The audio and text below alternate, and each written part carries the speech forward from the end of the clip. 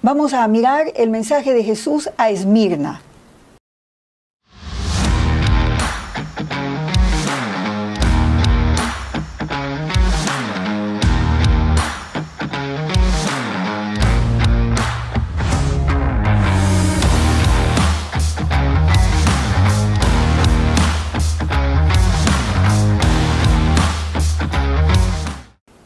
Esto es Apocalipsis 2, 8 al 11. Así dice Jesús, el Rey. Y escribe al ángel de la iglesia en Esmirna: el primero y el postrero, el que estuvo muerto y vivió, dice esto: yo conozco tus obras y tu tribulación y tu pobreza, pero tú eres rico. Y la blasfemia de los que se dicen ser judíos y no lo son, sino sinagoga de Satanás. No temas en nada lo que vas a padecer. He aquí el diablo echará a alguno de vosotros en la cárcel, para que seáis probados, y tendréis tribulación por 10 días. Sé fiel hasta la muerte, y yo te daré la corona de la vida. El que tiene oído, oiga lo que el Espíritu dice a las iglesias. El que venciere no sufrirá daño de la segunda muerte. Entonces, esta carta se dirige a Esmirna, esta ciudad era conocida como la corona de Asia, la bella. Era una ciudad que era primero en todo. Y a ella Jesús le dice en el versículo 8, yo soy el primero y el último, el que estuvo muerto y vivió. Esta es un mensaje a esta iglesia de Esmirna, donde no hay exhortación, parecida al caso de Filadelfia, donde no hay una exhortación. Recuerden la estructura quiástica, ¿no?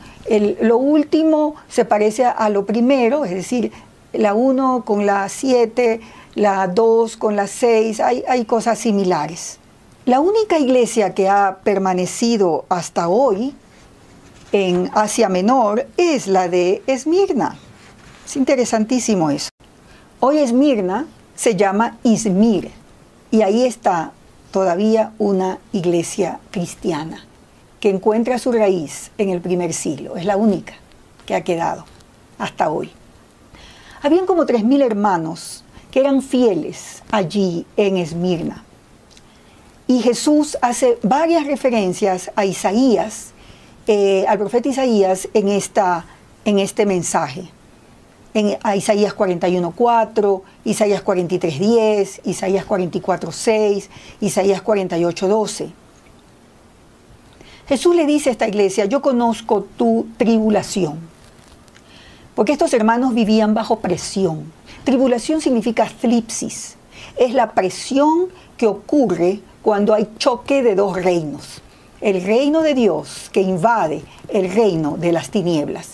Y entonces los hermanos están viviendo en medio de esa presión y ese choque. Es como vivir bajo un peso, Esto es vivir bajo la presión de seguir al Señor en contra de la presión del mundo. Los discípulos de Esmirna eran diferentes a los discípulos de Éfeso.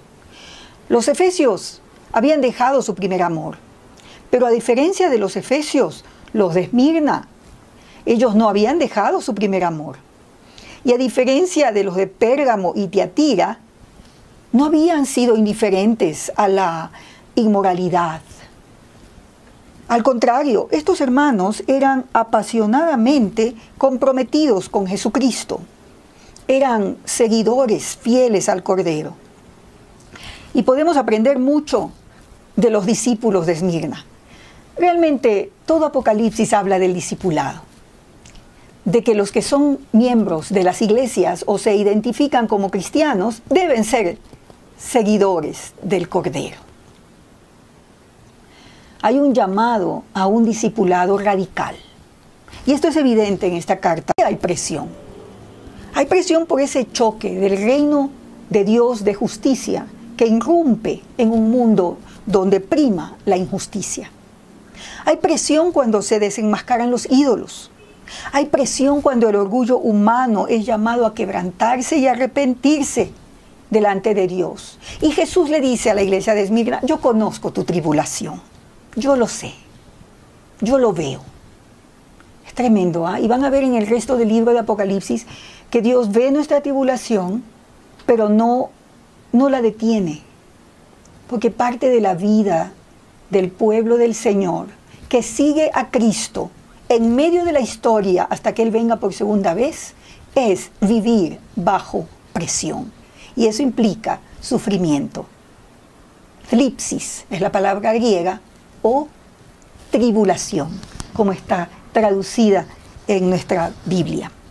El mismo Juan que trae este mensaje dice en Juan 1:9, yo Juan vuestro hermano y copartícipe vuestro en la tribulación, en el reino y en la paciencia de Jesucristo, estaba en la isla llamada Patmos por causa de la palabra de Dios y el testimonio de Jesucristo. Entonces a esta iglesia también Jesús le dice, miren, los van a meter en la cárcel. Entonces hay una vocación de discipulado radical que vemos en Esmirna, que esta iglesia tenía que ser fiel hasta la muerte. Es lo que Jesús les dice, sean fieles hasta la muerte, resistan hasta el final.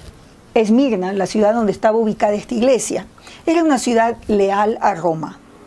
En esta ciudad había un templo a la diosa Roma. Fue la primera que tuvo un templo a la diosa Roma. También tenía un templo a César Augusto, el emperador, y estaba compitiendo para tener un templo en honor al emperador Tiberio. Y ganó sobre otras ciudades. Y también hizo un templo a la empresa, digamos, también tenía templos a negocios, o sea, una ciudad donde habían tantas. Ustedes saben, esa era la forma de vida en esos tiempos. Pero era una ciudad.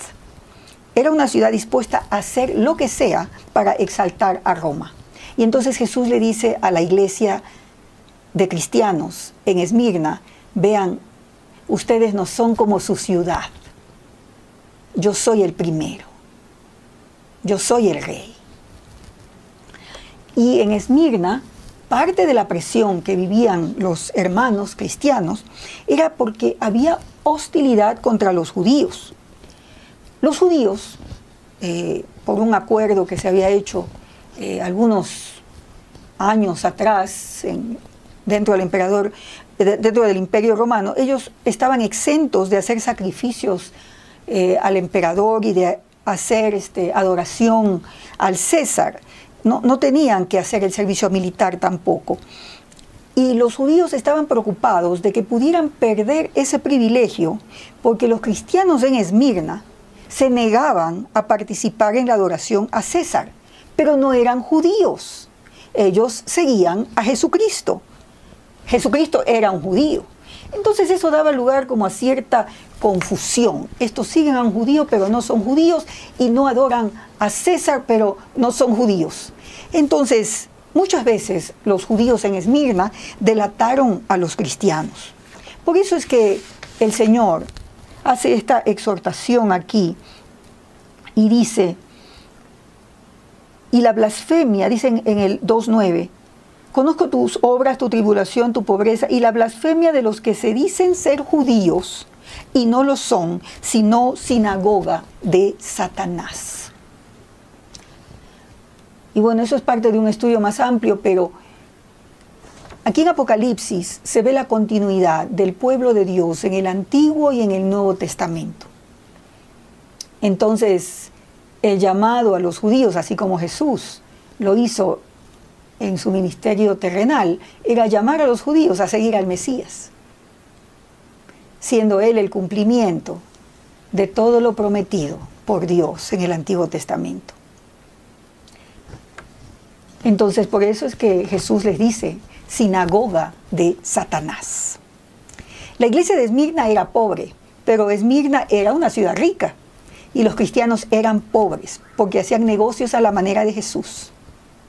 Y por eso, en esta ciudad, aunque había mucha riqueza, ellos eran pobres. Y su riqueza, por supuesto, era en Dios. Por eso Jesús les dice, tú eres rico, porque tienes todas las bendiciones y la herencia en Cristo Jesús.